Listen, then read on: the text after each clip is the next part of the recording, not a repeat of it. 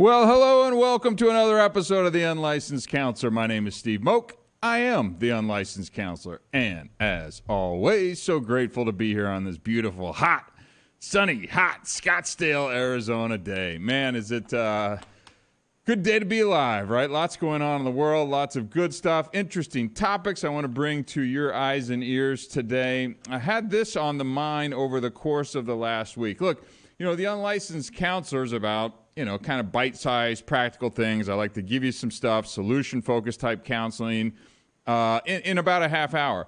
But I do want to talk about counseling a little bit more. So maybe I was thinking about, I've been in a lot of counseling. I've been in individual counseling. I've been in group counseling. I've been in outpatient settings. I've been in inpatient treatment center type settings. Obviously I went to graduate school. I've done a lot of counseling and then a lot of work on my own stuff. But I've learned a lot of things that I'd like to kind of pass along, maybe some, I'll just call it do's and don'ts of counseling, right? Just some things that, I think a lot of times people think counseling, like they want to go in, and I see this a lot in couples counseling. It's like, I want to fix the other person, right? And you're kind of focused on what you can change in the other person, when the reality is, I think the max value, max benefit stuff that you can get out of counseling is when you start kind of really focusing on yourself. So I got some do's and don'ts for guys, some do's and don'ts for girls, some do's and don'ts for singles, and a little bit on the do's and don'ts for couples counseling as well, too. So this is just stuff. It's not an exclusive list of the only things that you should do or not do,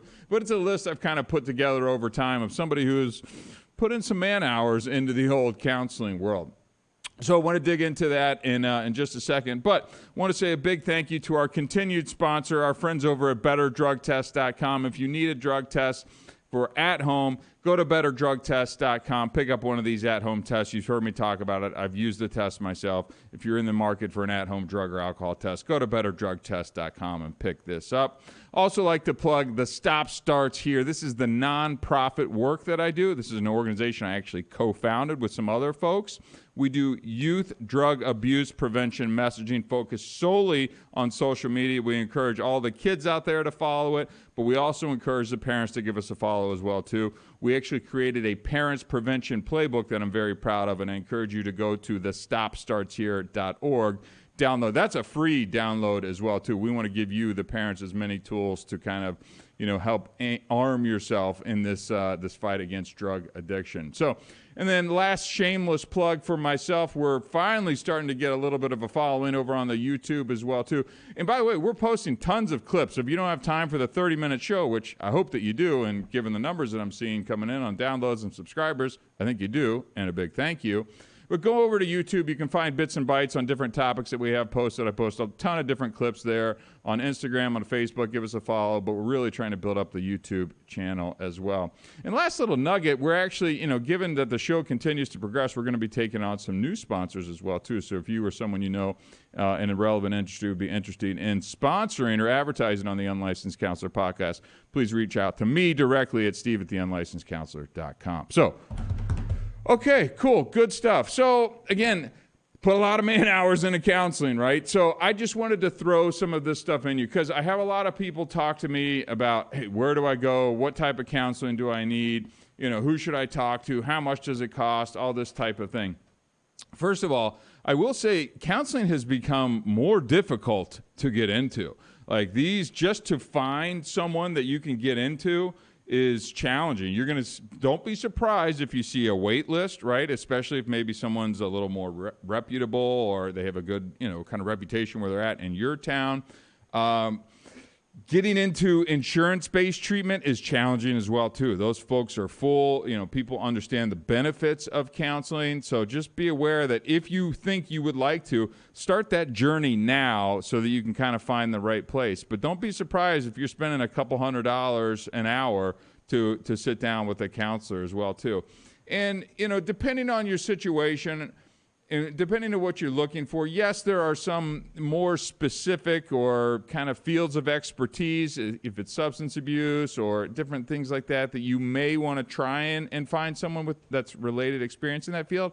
But don't use that as a deal breaker as well, too. I'd much rather you get to counseling, even if they maybe aren't as specific to the exact need that you may be searching for at the time. You can always move counselors. In fact, I think I've done in one of the earlier episodes on this, I think it was early on, that we actually talked about, like, you're allowed to move from a counselor to another counselor, right? Now, don't be the one that's just constantly kind of counselor hopping. We've seen a lot of those folks, and look, it's just kind of a sign that maybe you don't like what you're hearing, and you just kind of keep bouncing to the next person, to the next person, to the next person. But you are allowed to kind of try folks on for size, and I do want you to find a match with the counselor, but I also want you to be able to sit down and really start working on yourself more than anything. So let me start with, I put together, again, just a list, do's and don'ts, guys and girls, singles and couples. Let me just start kicking some of these things out there. And look, if you're thinking that you may benefit from some counseling, I encourage you to at least try it on, right? You don't have to stay. You're not signing up for indefinite sessions and everything. You're allowed to go try it on for a couple sessions, see if it fits, see if you like what you're hearing, see if you find some benefit out of it, and then kind of commit to this as well, too. Do you have to go every single week? No. And look, I understand that it's probably cost prohibitive for a lot of folks. But maybe early on you go once or twice a month, and then maybe you can drop in once or twice a month ongoing, or maybe once a month, or maybe you can go kind of on an as-needed basis as long as you're regularly keeping up with that person. It's better to have somebody in your pocket who kind of understands you that you can drop in on once a month and kind of check in as things come up, and making sure that you're not holding on to that, internalizing that, and letting stuff kind of build, and then maybe you kind of blow up or kind of act in a way that you shouldn't. So all things to kind of think about. But let's jump into this list. Again, first we'll start off with kind of some do's if you're a guy, right? Now, let's start with just being open and honest, right? So sharing your thoughts and feelings honestly with your counselor. This actually took me quite a bit of time. You know, I'm good at sharing, but there's like a point, right, where it's like, I'll share all of this, and it may even seem like I'm sharing quite a bit, but meanwhile, I'm holding something kind of in the back or in my back pocket that I'm going to tell you most everything, but I'm not going to tell you everything, right? And that's not something that we want to do, right? I really want you to go in there, and I'm not saying you got to spit it all out in the first 5 minutes, but work over time at kind of peeling the layer of that onion back. And guys, look, I know we're tough. You know, I know there's a lot of guys who listen to this episode or to these episodes as well. It's tough to kind of be vulnerable, right? To share those feelings, to say that things hurt, and kind of, but look, you have confidentiality, you have HIPAA protection, like no one's going to hear any of these things when you walk into that session. So really try and be open, honest, and let's try and be a little bit vulnerable as well too. And I would also encourage you to take a few minutes before you walk into that session and kind of have some thoughts organized around what you would like to talk about or what you would like to get out of this as well too. Don't just rely on you and your brain when you sit down there to kind of spit out everything that maybe you wanted. Have a couple notes. You're allowed to have a couple notes or write some thoughts down before you walk into that session. Be like, look, I've had this on my mind, or I wanted to ask you a question around this, or I've had these thoughts lately. There's a lot of different ways that you can come a little bit more prepared to your session, so that when you sit down and you're spending $200 an hour, you're going to get, again, max value out of that time as well too. All right. So the next thing I'd say is, stay committed, be consistent. Attend all the sessions, and let's participate in those sessions. Look, you're paying for them, all right? And don't do the thing, we all get busy, where you're just constantly shuffling this as well, right? I have this in my family sessions that I've done quite a bit as well, too. I understand people are busy, people travel, but it's so easy to then kind of move that thing off to the side, right, and kind of set it to the back burner. Stay committed. Pick a reasonable schedule with which you can stay committed to. So again, setting yourself up for success. If every other week is what you can do, great. If once a month is what you can do, great. But whatever it is that you commit to doing, I really want you to stay committed to that, right? So just thinking about these things and setting yourself up for success as you're kind of scheduling into this is really important. Because what doesn't work is for you to drop in, twice this month, 3 months later, drop in once, come back 2 weeks, and it's just all over the place, and you're never really kind of building that consistency and that rapport that I feel is required to ultimately, again, get max benefit and value out of the time with your counselors. I would also encourage you to set some clear goals. Know what you want to achieve from that counseling as well, too. Now, that may change as you dig into some of these things. You may go in thinking that, hey, maybe I'm drinking a little bit too much, or I've got some anger issues, or I've got some past trauma that I'd like to resolve. When you get into these sessions and all of a sudden you've been talking with your therapist, you maybe learned some things that maybe you just kind of had a blind eye to in your own world.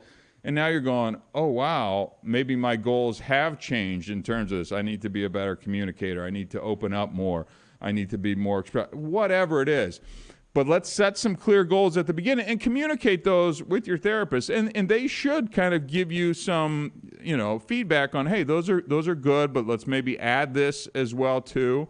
And let's set that up front. This way you can also measure how you're doing over time. It's just like any other business skill or anything like that. You want to see that you're improving. Now, does that mean your improvement is linear in counseling? I mean, is it always going to go up? Oh, hell no. It's going to go up. It's going to go down. It's going to go backwards. It's going to go 10 steps backwards. It's going to go a step or two forward. It's going to go, it's going to go all over the place. But as long as you're kind of consistently moving up and to the right over time, and you can kind of see that through the goals that you set forth, I think that's a great way to kind of enter into counseling as well, too.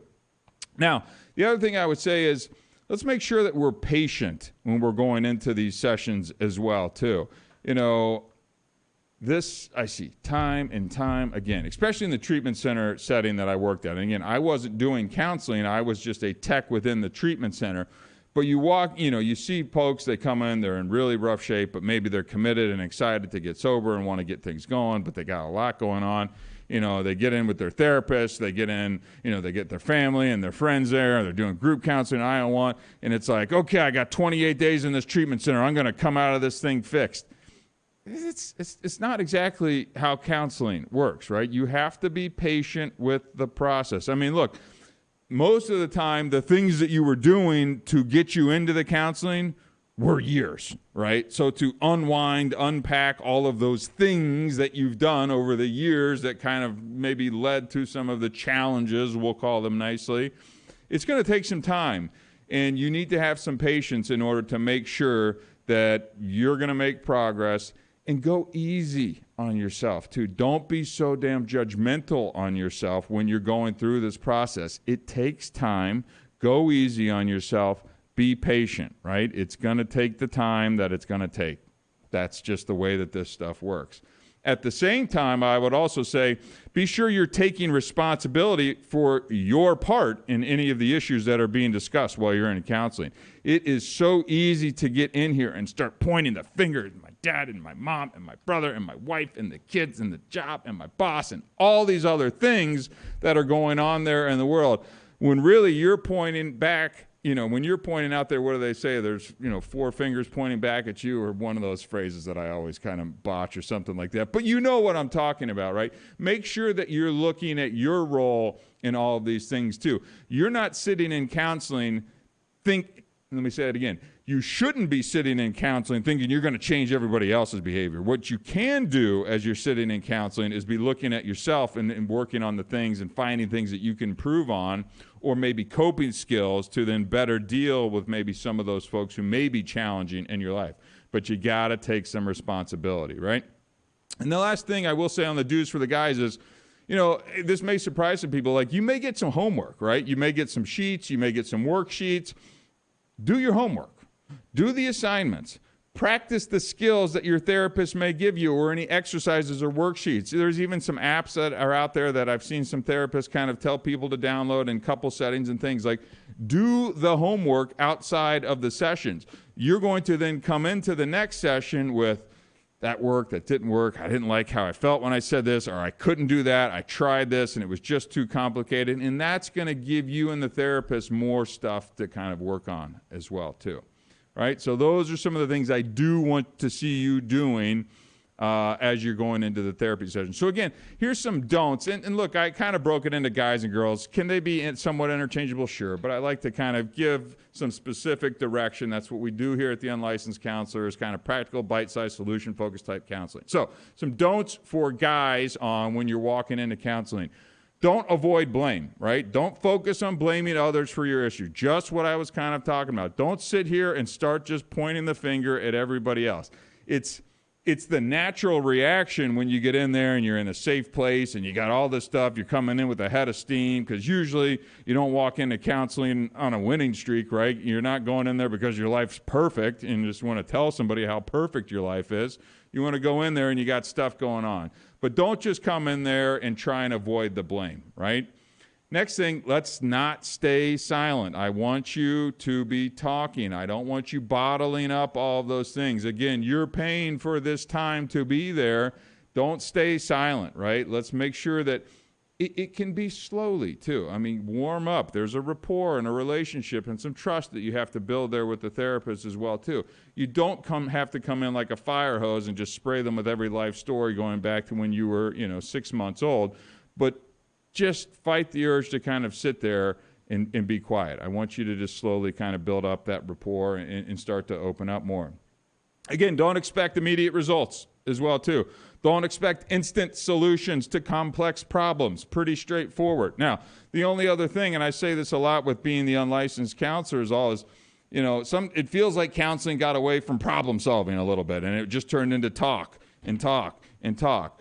Don't expect immediate, solutions to these things, but let's do work towards solutions at the same time. But understand they're going to take a little bit of time, but you should be able to, after a couple sessions, see that you're making progress. I don't expect things to be solved, quote unquote, but I do expect to see some progress.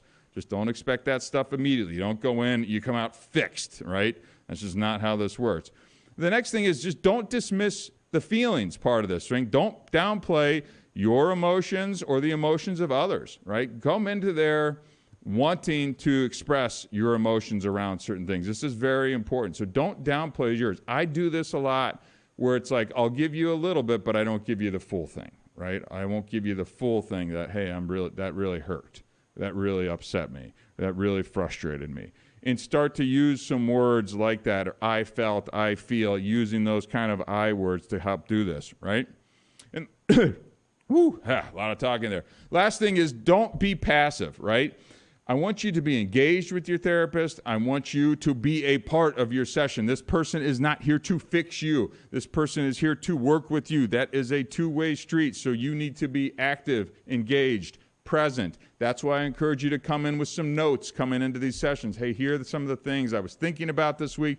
Don't rely on your brain that's bombarded with social media and phone calls and works and kids and wife and to remember those things for that really important hour that you're going to spend with that person. Write it down and come in prepared, right?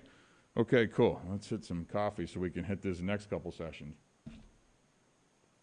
Next up, all right, we have some for the ladies from the women's side of this thing too. So do express yourself. Be vocal about your feelings. Be vocal about your experiences. Really open up to your therapist, right? Number 2, seek some support. Utilize counseling as a safe space for emotional support, right? This is a trusted, from old school, the trust tree and the nest and all those things. This is supposed to be a safe place. Make sure that you're building that relationship with your therapist for this. Again, just like we said to the guys, be patient. Allow yourself some time to process and heal. Look, I understand that ladies feel things very deeply, not saying men can't, but take some time. Be vocal. Share your feelings. Share your experiences, right? Then let's also make sure that we're talking about practicing some self-care as part of that healing as well, too. I think that's a really important part. I've talked about journaling a million different times on this episode. I'm big onto the exercise. I'm big into the eating right. I'm getting much bigger onto the sleeping. I just think that the appropriate amount of sleep, and these people who tell you I'm fine enough for 5 hours, that's not what the science says. It's so few people can do that. So make sure that you're taking care of yourself outside of these sessions. Maybe that's drinking, maybe that's drugs, maybe that's a lot of other things, but let's make sure that that's a part of this as well too. And then you can be sharing all of that of what you're doing, and please be honest with your therapist about this so they can get a better picture of kind of that holistic view of you as well too. I would also suggest setting some boundaries. So clearly communicate your boundaries in the therapies as well too. I just think that's a good one in general, and so many times that gets overlooked. So just another nugget of things to do. And again, you can have this little cheat sheet walking into your room and with the counselor so that you can be able to set these things very clearly. Here's what I want to talk about. Here's what I'm really focused on. And here's the things that I really are important to me that we make some progress on, right? And again, participate fully in these sessions. Participate in the exercise or the activities that your therapist recommends as well, too. You know, if it's around maybe trying to drink a little less, or if it's around, maybe setting some work-life boundaries, let's try and do those things as well, too, so that you can report back to your therapist on the progress or lack thereof, and then they can make some adjustments for you. Use this time wisely so that you can become a better, healthier version of yourself. Isn't that what all of us would like to be able to come out of counseling with, to say, wow, I was really struggling with these 3 things when I walk in. You know, I've been working on this for the last couple of months, and I'm really starting to get a clearer picture of kind of how I was setting myself up for failure with these things, and now all the improvements that I've made as well, too. So now a couple things on the don't side for the ladies that I think I'd like to just bring to your attention as well, too. So don't internalize the criticism. If a therapist kind of comes back with some criticism, don't take it like the constructive criticism as personal attack, right? This is not an attack on you. This is not jumping on you. They are there to speak to you honestly and openly about what they see given their experience and training. So please don't take that as an attack on you, and then you bail, and then you don't return the text or the phone calls, or you don't schedule the next session. Understand that that is not what this is. Be able to hear that, accept it, take a breath, right? And now you can maybe keep from internalizing that. And I think that's really going to help you make progress over time as well, too. Now, don't overlook your self-needs as well, too. So your own needs and well-being. Let's not overlook that. You shouldn't just kind of push yourself off to the side. You are the priority here, right? And I know there's a lot of people-pleasing that, I'm not going to say that's exclusively female trait, but it seems to be a lot of the works that I've known and seen in the counseling and treatments world. So let's make sure that you're prioritizing your own stuff as well, too, and not just the needs of others. And I know kids are often kind of take a priority in a lot of these things, but let's make sure that we're not overlooking your needs. Just like the guys, let's not rush the progress as well, too.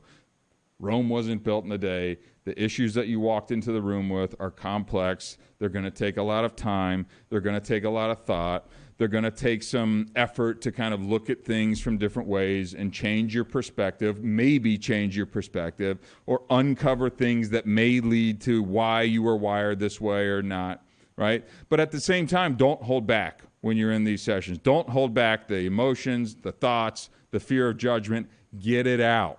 Get it out there. This is the place to say it, right? When you're in the room in the safe space, like this is the person that you're supposed to be saying these things to, right? So again, I'm not saying session 1, you just come out and just fire hose it out onto the therapist, but over time, I want you to be saying that little thing that you're holding back. I want you to be bringing that up in your session as well, too.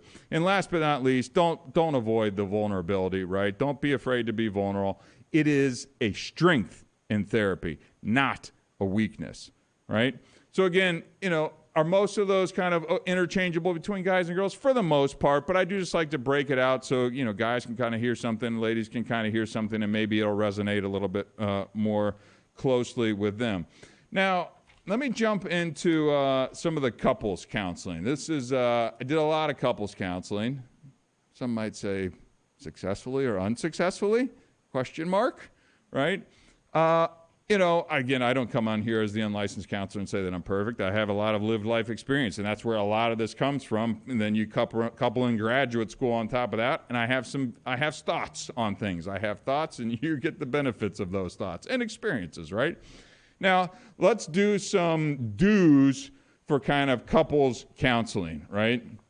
Now, the first thing I say before I even get into my do's and don'ts is, let's not go into counseling just thinking that I'm going into counseling because you need to be fixed. And then you got 2 people pointing at each other, and both people are going in thinking the other person's going to be fixed. And that's not where progress is going to come from. Go in thinking, okay, relationship not good. I care about this person. I would like to be able to fix this. I wonder what it is I can do to help this relationship get better. And trust me, as I'm sitting here saying this, I'm like, well, I never did that. Yeah, I know. That's why I'm divorced, right? So I'm telling you to try and change your perspective before you go spend $300, $400 an hour on your couples therapist as you try and save your marriage, right? Think about, all right, I care about this person. I really want this to be able to work. I wonder what I can do through these sessions to help improve and how I can be a good listener in these sessions as well, too.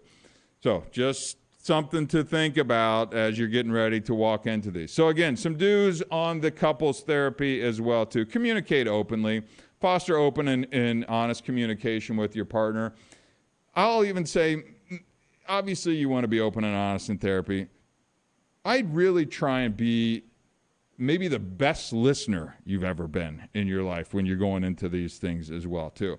Because if you're like me, you've had a lot of arguments. That's probably why you landed in the couples counseling as well, right?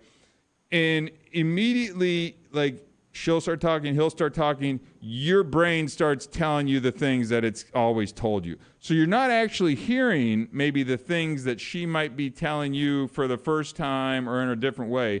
You hear a topic and your brain kind of immediately goes into this thing and your reaction goes into this thing and you're kind of tuned out instantly. Try and see if you can be a better listener when you go into these sessions. And use your therapist for that too. Even if you have to repeat that. And it can be, okay, did I hear you right? Did I hear you say this? And you can repeat back. Because so often what she would say, what I would hear, didn't match up. How are you ever going to make any process if what she's saying and what I'm hearing aren't in the same world? And that's a great use case for the therapist. Use it as a translator and be like, okay, why are you not hearing what she's actually saying right there? So again, obviously communicate, but listen. Now, here's a challenging one, but if there's a way to work as a team when you're going into this counseling and try and find it to be a collaborative effort. Look, so often in couples counseling, it's kind of that last stop before the divorce station, right? I mean, you know, things have been said, feelings have been hurt. Maybe kids have heard things that you wish they wouldn't have heard. Maybe there's infidelity. Maybe there's other stuff going on. But if there is a way that you two could sit together or communicate beforehand, look, I care about you. I love you. I want this to figure out. I'm going to do my best to try and listen to this. If we could work together to really try and fix this or give it one last shot, I think that would be great. That is much easier said than done. That is much easier said than done. But these are suggestions from a person who didn't do these, and I know exactly where it landed me. So if I was redoing it again, maybe I'd be kind of implementing some of these things to see if I can make a little difference to kind of improve our chances for success in the couples counseling world, right? Now, I think the next thing would be to respect the differences of the other person. So acknowledge and respect their perspective. And this goes back to that listening thing as well, too, because you kind of hear what you want to hear. You've heard what they've said. They've called you names. They've told you this. They've called out every flaw that you have as a person. They throw stuff at you. I mean, it's tough, but you kind of tuned it out at this point, right? Now, let's see if we can acknowledge and at least hear that person out and try and understand it from their perspective. Stop trying to understand it from your perspective. You know how you feel on the matter, right? On what they're saying, what they're doing, why you're here. Like, see if you can kind of put your brain and the eyes kind of looking at you and seeing and hearing what they're saying from a different perspective. Visually, even if you have to do that, of kind of like almost try and spin yourself into their shoes and hear what they may be saying, just to try and get a better idea of kind of what they're saying, thinking, feeling, those types of things, right? And again, patience, right? You're not going to come in after probably a dozen arguments. You sit down with a therapist and you start chipping away at each other. It's going to take some time. And by the way, it still may not work, right? And that's okay. I think divorce can be okay. It's unfortunate, right? I get it, But sometimes you go through that, you come out better on the other side, and people can still live great lives. I mean, it is certainly possible. But be patient. Give it time to at least breathe, be able to share openly and honestly about what's going on. Talk about the things, use those statements like I feel, right? Really try and do those things. Don't try and do the attacking and the blaming and all that type of stuff.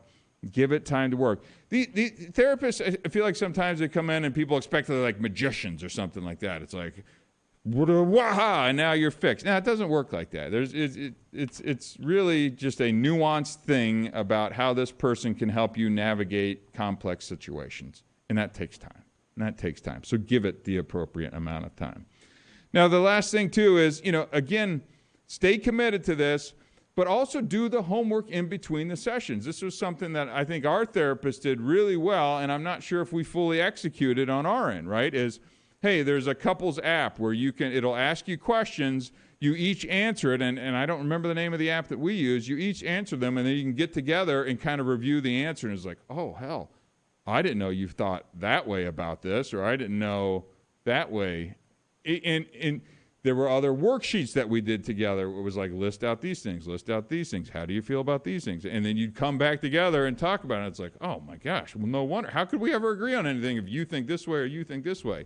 Well, Steve, shouldn't you talked about this pre-getting married? Some of it, but things change over time. Job stress, family stress, financial stress, whatever it is. So make sure that you're doing the exercises outside of this to kind of, see if you can salvage this thing and get it going back together, right? Okay, last couple things on the kind of couples counseling, things that you don't want to do, right? Number one, what do you think it is? Blame each other, right? Don't walk in the door and just start flame throwing, right? Avoid the blame game when possible. You both have done things wrong.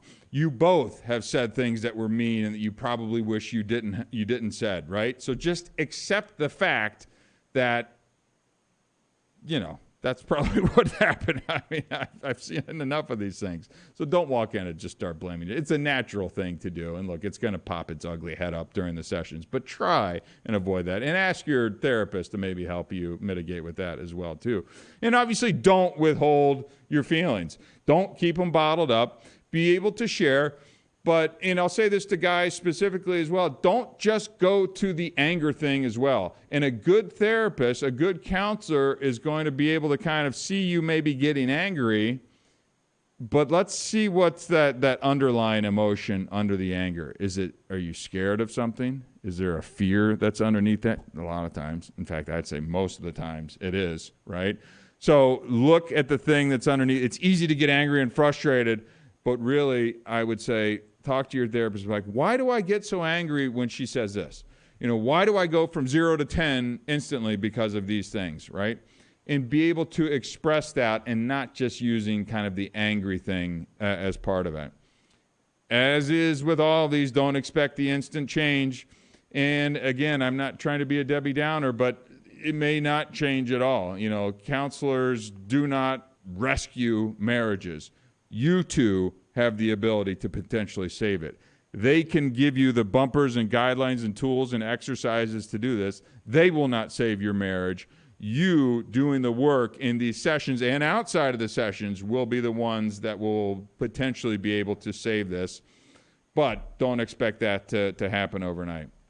Now, if you set up some rules and some guidelines within the counseling, both for in the session and for outside the session, I think it's a really good thing.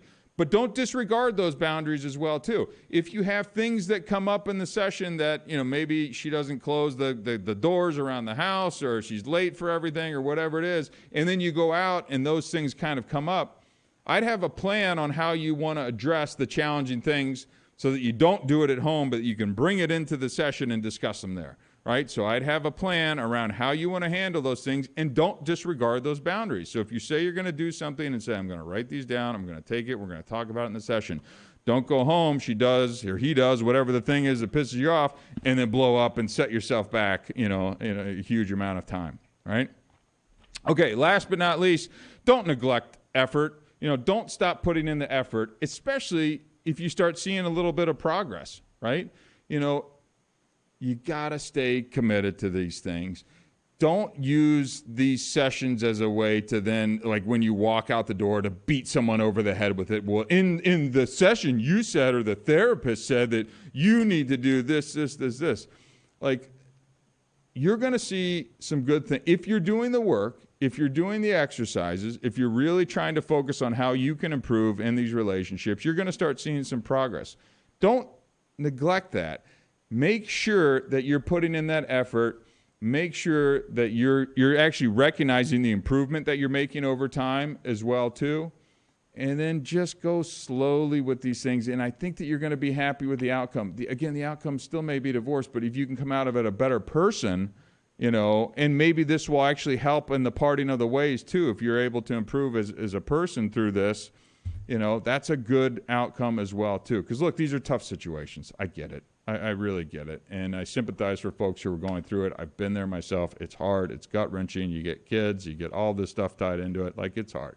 But look, you're doing the right thing. If you're getting yourself into some counseling, just listen to this episode, or maybe share this episode with a friend and just be like, look, here's a couple thoughts. If you're walking into some counseling, take one or two of these thoughts as you're walking in and kind of keep that in the back of your mind to hopefully find the max value that you can get out of your counselor as well too. So I've had a lot of experience with this. I hope this helps some of you at home. And till next time, my name is Steve Moak. I am the Unlicensed Counselor. We'll see you later.